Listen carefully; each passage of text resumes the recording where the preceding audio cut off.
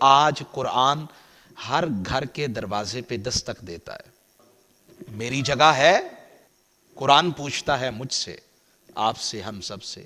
ہم کہتے ہیں ٹیلی ویژن کی جگہ بھی ہے، فریزر کی جگہ بھی ہے، موبائل کی جگہ بھی ہے، بیڈ کی جگہ بھی ہے، ہر چیز کی جگہ ہے، لیکن قرآن کی جگہ نہیں ہے۔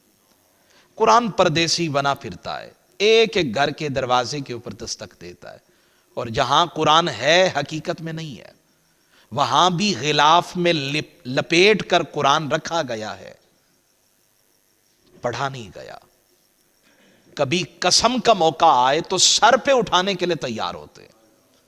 اب انہیں حیا نہیں آتی کہ قرآن کے 30 پاروں کو میں اپنا جج بنا کر سر پہ اٹھا رہا ہوں، میرا بنے گا کیا؟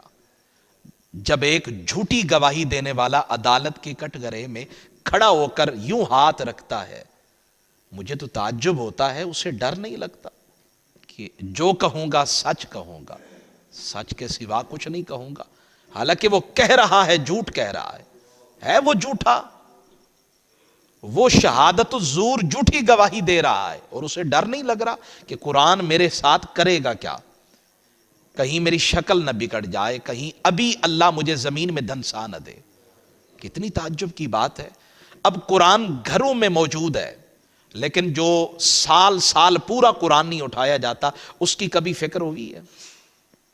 کبھی اس کی فکر ہوئی ہو؟ ہمارے گھروں میں قرآن جو رکھا گیا ہے نا، اس کے اوراق کو دیمک کے کیڑوں نے کھا لیا ہے، لیکن ہمارے پاس قرآن اٹھانے کے لیے وقت ہی نہیں ہے۔ وہ زمانہ کتنا حسین ہوتا تھا، فجر کی نماز کے بعد بزرگ ہمارے قرآن پڑھتے تھے، آج بھی پڑھتے ہیں، سب کی بات نہیں، لیکن بہت سارے گھروں میں ایسے ہوتا ہے۔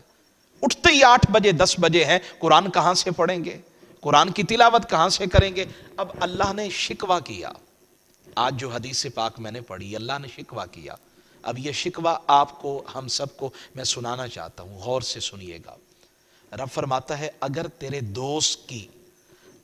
دوست کا خط آ جائے، تو گھوڑے پہ سوار ہو، گاڑی پہ سوار ہو۔ اس زمانے کے اندر تو چلو گھوڑا، اونٹ، بیل، ان پہ سواریاں کی جاتی تھی، آج کاریں آ گئی ہیں، یہ خوبصورت ماحول بن گیا ہے، لیکن آج بھی اگر دوست کا واٹس ایپ کے اوپر میسج آ جائے، موبائل پہ اگر میسج آ جائے، تو سارے کام چھوڑ کر بڑی توجہ کے ساتھ دوست کے اس میسج کو پڑھتے ہیں، خط کو پڑھتے ہیں۔ رب فرماتا ہے، میرا شکوہ ہے، اگر تیرے دوست کا خط آ جائے تو سواری روک کر اپنے دوست کے خط کو پڑھتے ہو، ایک ایک لفظ کو غور کے ساتھ پڑھتے ہو، اس نے کیا کہا ہے، اس نے کیا پیغام دیا ہے۔ اپنے دوست کے خط کے لیے تو اتنی بے قراری، کیا کبھی اتنی بے قراری میرے قرآن کے لیے بھی دکھائی ہے؟ یہ بھی تو میری طرف سے تمہارے لیے خط ہی ہے، تمہارے لیے میسج ہی ہے نا، میری طرف سے تمہارے لیے قرآن ایک پیغام ہے۔ کبھی اس کو بھی غور سے پڑھا ہے؟ کبھی ذہن میں آیا ہے کہ یار مجھے قرآن نہیں آتا تو مجھے سیکھنا چاہیے؟